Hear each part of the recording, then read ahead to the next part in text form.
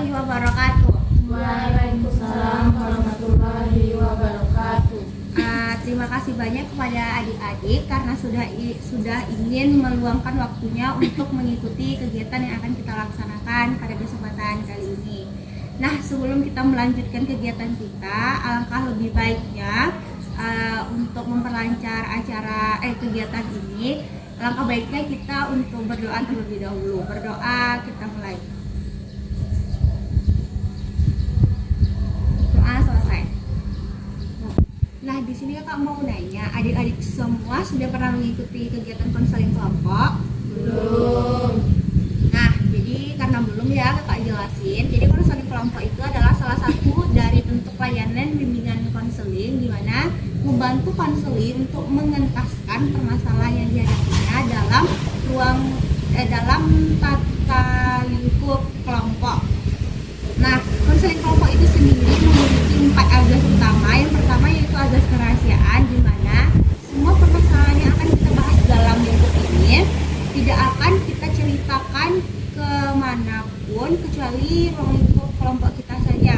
Jadi kita diharapkan untuk tetap menjaga kerahasiaan cerita tersebut dan hanya boleh diceritakan seizin yang bersangkutan. Lalu azas yang kedua yaitu azas kesukarelaan, di mana adik-adik sekalian itu datang ke sini secara sukarela untuk mengikuti kegiatan konseling kelompok. Lalu azas ketiga yaitu azas keterbukaan, di mana adik-adik di sini diminta untuk dapat menceritakan permasalahannya secara terbuka tanpa ada yang ditutup-tutupi. Kenapa sih Kak harus terbuka gitu kan?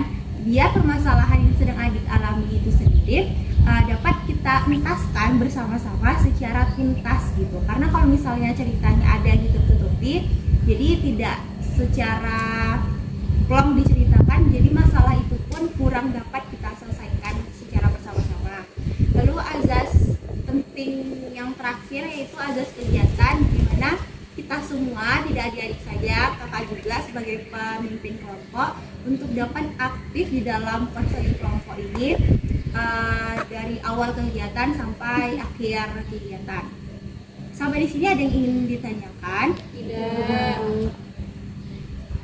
Nah, sebelumnya kita belum saling kenal nih, jadi kita perkenalan dulu ya. Tadi mulai dari kakak, perkenalkan nama kakak Afadriyah, biasanya dipanggil Kak Afa.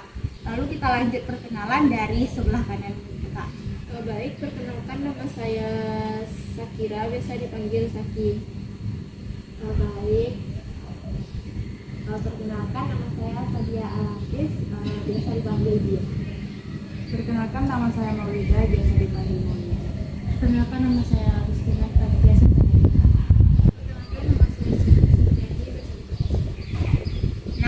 Nah, gimana? Adik-adik semuanya udah saling kenal kan sama satu sama lain? Sama kakak udah kenal? Sudah. Sama kakak siapa? Afa. Bagus. Nah, kakak ingatkan sekali lagi ya, kakak tekanin sekali lagi bahwa kegiatan kita kali ini adalah kegiatan konseling kelompok dan kakak mengambil pendekatan SFBT. Apa itu SFBT gitu? Jadi pendekatan SFBT ini adalah pendekatan yang berfokus kepada solusi. Jadi kita tidak terfokus kepada masalah itu salah atau benar, tapi kita fokus kepada solusi untuk mengatasi permasalahannya. Jelas apa yang Kak sebutkan? Jelas. Oke. Sekarang kakak berikan kesempatan kepada adik-adik untuk menyampaikan permasalahan yang sedang adik-adik alami, yang rasanya permasalahan itu berat sekali. Kakak nggak nunjuk, kakak minta kesukarelaan adik-adik aja. Ya, silakan Maulida. Susah ini Kak, bangun tidur Kak di pagi hari. Sama tidur, bangunnya lama gitu ya. Yang lain? Ya, silakan.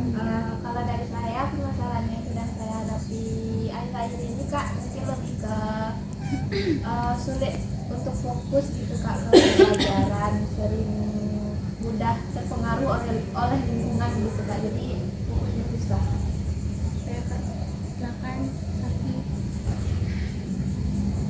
Berat sekali masalah hidup sepertinya. Baiklah, permasalahan saya hadapi sekarang itu adanya suatu dorongan seperti motivasi atau lain sebagainya, yang mana hal tersebut yang saya anggap itu dapat menjadi motivasi, tapi itu malah menjadi sumber saya malas mengerjakan sesuatu jika tidak ada dorongan dari hal tersebut.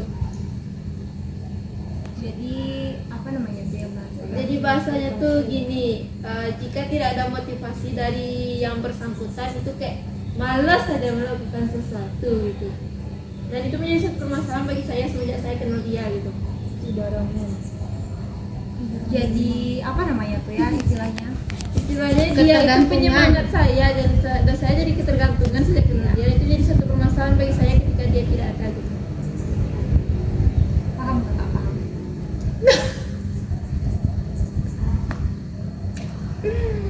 Yang lain? Izin Kak, Ya. permasalahan yang sedang saya alami pada saat ini itu Kak, susahnya untuk bangun pagi. Sama ya, kurang lebih sama seperti Maulida. Dina mungkin ada yang ingin disampaikan permasalahan yang sedang dihadapi akhir-akhir ini. Nah, permasalahan saya itu Kak, kurang fokus dalam belajar. Kurang fokus juga dalam belajar. Kenapa tuh kurang fokus belajar? Karena main HP terus. Main HP terus. Nah, jadi kita udah tahu nih kan permasalahan dari kita masing-masing nih. Ada yang permasalahan kurang fokus belajar, ada yang permasalahan bangun tidurnya lambat terus di permasalahan lain juga ada yang ketergantungan sama orang gitu. Kalau nggak ada dia rasanya hidup ini nggak semangat gitu. Rasanya itu kemudian sesuatu nggak semangat gitu. Nah, dari 3 masalah pokok tadi, menurut teman-teman masalah mana yang paling urgent dan harus kita selesaikan? Lambat bangun, Lambat bangun. Ya. Kebetulan permasalahan itu dialami oleh Cindy dan juga Maulida ya. Kakak tanya ke Cindy sama Maulida, apa yang menjadi penyebab Maulida sama Cindy ini bangunnya lama terus, nggak bisa cepat bangunnya? Dari Maulida dulu deh. Jadi Kak, banyaknya itu kadang karena saya begadang Kak. Terus tapi kalau saya tidak begadang pun Kak, tidurnya bangunnya selalu telat gitu Kak. Nggak begadang telat tidurnya.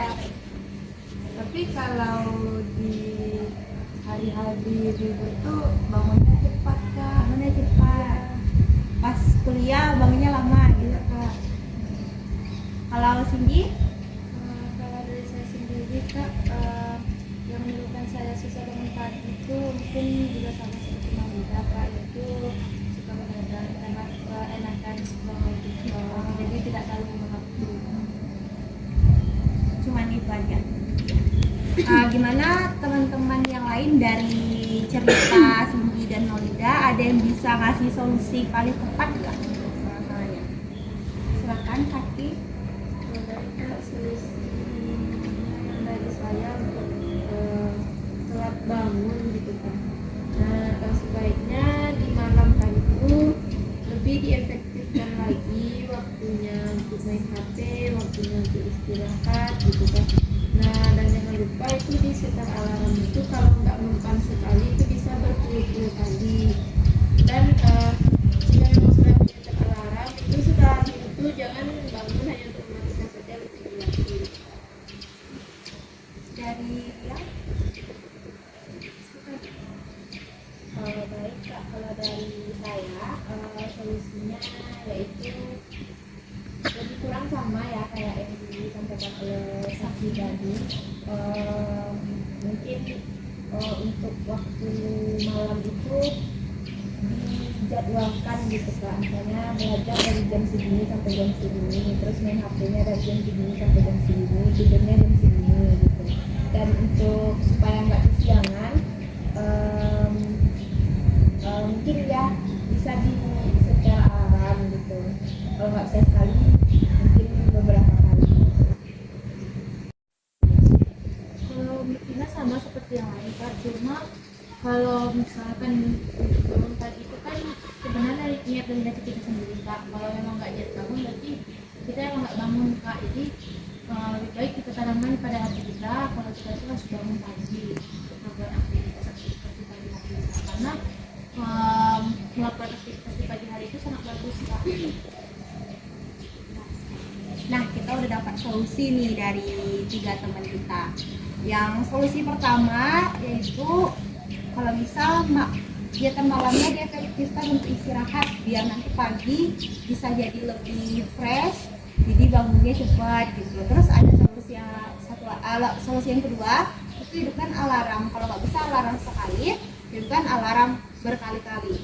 Terus yang paling penting solusi dari Ina, sebelum tidur itu dan diniatkan untuk bangun pagi gitu ya, biar jadi waktu sebelum tidur tuh jadi ingat gitu kalau kita harus bangun pagi. Jadi waktu dengar alarm langsung kita ingat niat kita mau bangun pagi, jadi kita bangun. Jadi mungkin itu kesimpulan dari 3 solusi tadi gitu ya. Mungkin Cindy bisa simpulkan solusi dari teman-teman. Baik, di sini dapat saya simpulkan kak bahwa sebelum agar saya tidak terlambat bangun, jadi sebaiknya saya meniatkan juga menghidupkan alarm berkali-kali agar saya kesimpulannya itu kak kurang lebih sama seperti Cindy yang tadi kak, menghidupkan alarm. Kalau tidak bisa sekali itu dihidupkan berkali-kali kak. Mungkin untuk semuanya juga bisa ya dijadiin solusi untuk bangun, karena kita juga pribadi males ya bangun pagi ya teman-teman ya. Mungkin solusi yang udah kita bahas tadi bisa kita terapkan di kehidupan kita juga. Nah, karena kita udah ketemu solusi, kita udah ketemu solusi ya, fix ya, kita udah ketemu solusi ya, otomatis kegiatan konseling kelompok kita sudah bisa kita akhiri. Nah, sebelum kita akhiri, kita kakak minta juga nih dari adik-adik kesan dan pesannya untuk kegiatan kita kali ini. Mungkin bisa ya, silakan Maria. Baik, terima kasih kak. Pesan dan jasa yang saya dapatkan dalam konseling kelompok itu, yang pertama itu pesannya kak, dari kegiatan kita ini saya jadi tahu bagaimana cara membagi waktu tidur sama bangun paginya kak. Untuk pesannya, semoga kegiatan kita ini berkelanjutan kak. Terus kepada teman-teman yang lain lebih aktif lagi dalam memberikan informasi. Terima kasih Maria. Ya, silakan Sofi. Izin kak, kesannya yaitu saya jadi tahu bagaimana mengatasi susahnya bangun pagi tadi. Untuk pesannya yaitu semoga adanya kita semuanya dapat aktif lagi. Terima kasih. Dia sama. Dari sini juga. Sebelum kita tutup, apakah konseling kita akan kita laksanakan untuk kedepannya? Iya. Untuk waktu dan tempatnya kita kondisikan saja ya. Kita tutup kegiatan kita dengan mengucapkan hamdalah. Alhamdulillahirabbil alamin. Kakak akhiri, assalamualaikum warahmatullahi wabarakatuh. Waalaikumsalam warahmatullahi wabarakatuh.